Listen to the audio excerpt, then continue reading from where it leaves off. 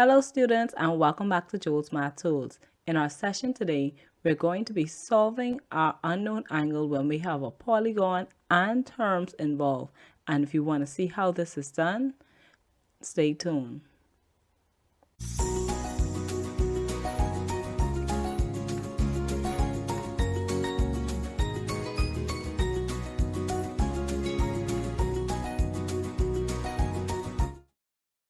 In our first example, we're calculating the measure of our unknown angle W.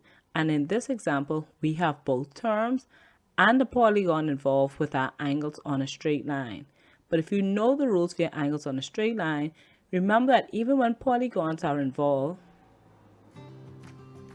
there are still some key points you need to look at when you're trying to identify your angles on a straight line. Remember that the first thing is that all of these angles, which is 4W, 6W, and 5W, must all share the same vertex. And in looking at our diagram, we can see that they do. Our next step is that they must all be on the same straight line, which they are again. And if that is the case, then that means that my 4W plus my 6W plus 5W should all sum to 180 degrees. And now that we have our equation written, let's begin simplifying our expression. Since 4W, 6W, and 5W are all like terms, I will be adding these together. So 4 plus 6 is 10, and 10 plus 5 is 15. So we now have 15W equal to 180 degrees. So I'm now going to move into my next step, which is I'm going to be dividing my 15 into both sides of my equation.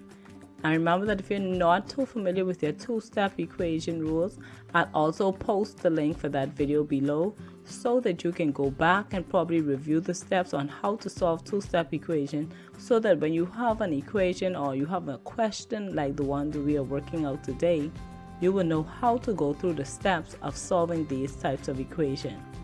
So my 15 on my left hand side will cancel, leaving us with W.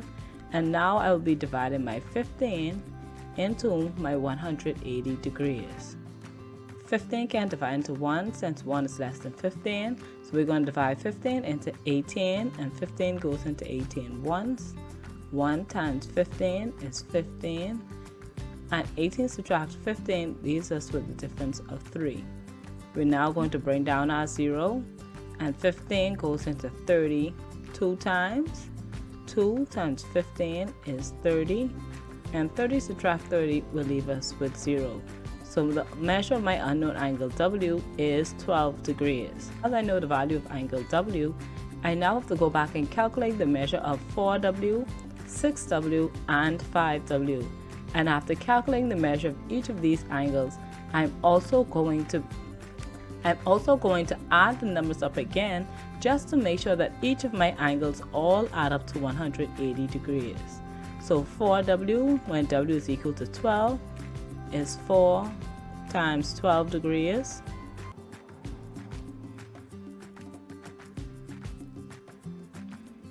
And 4 times 12 is 48 degrees. So my 4W is 48 degrees. Next, I'm going to work out my 6W. And when W is 12 degrees, 6 times 12 is 72 degrees.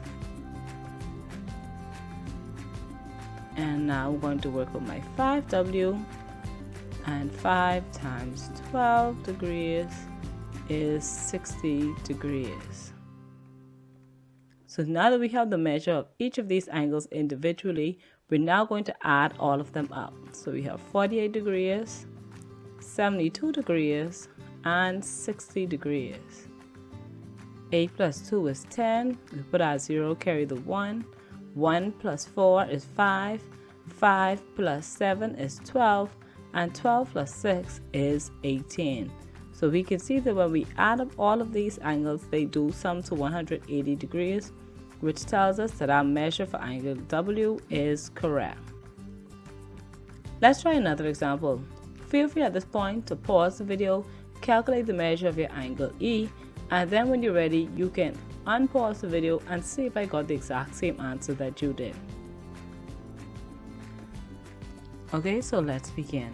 We're going to begin by first writing out our equation, which is 7e plus 2e plus 45 equals to 180 degrees. Now in this question, we have a bit of a twist going on where we have 7e plus 2e, which are like terms, and then we have our 45 degrees, which is a like term to 180. And if you know anything about collecting like terms, all we're going to have to do is now subtract my 45 degrees from my 180 degrees. And we're going to do that at the same time we're simplifying our 7e and 2e. So 7e plus 2e will give us 9e. And when 180 subtracts 145, we're going to be left with 135 degrees. And now that we have the measure of 9e equals to 135 degrees, we're now going to be dividing 9 into both sides of our equation.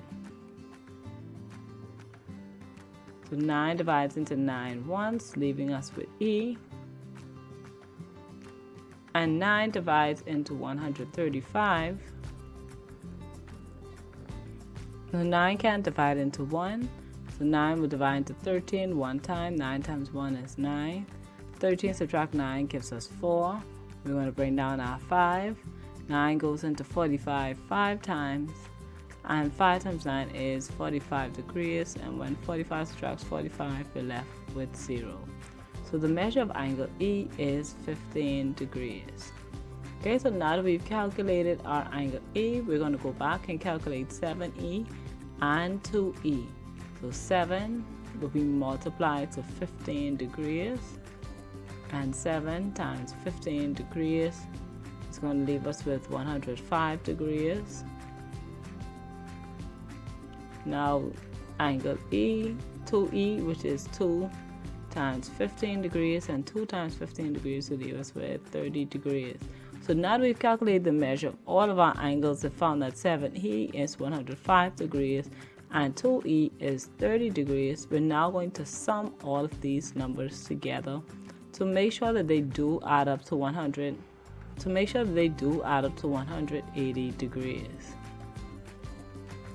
So 5 plus 5 is 10, 10 plus 0 is 10. So we put our 0, carry the 1.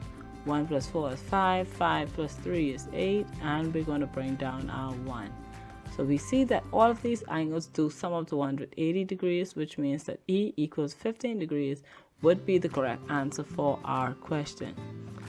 So there you have it. We just calculate the measure of our unknown angle E and W in 2 examples when we have both angles on a straight line and polygons involved. So remember that when you're identifying the angles on a straight line, just make sure that they share a common vertex. And these angles are all on the same straight line. And once you've made sure that those 2 key points are covered, then you know that you can work out your equation just like you would your regular angles on a straight line. So make sure that you get some practice in so that you will become more familiar and stronger in your math skills. And until next time, this is Jules Math Tools, where math is made easy.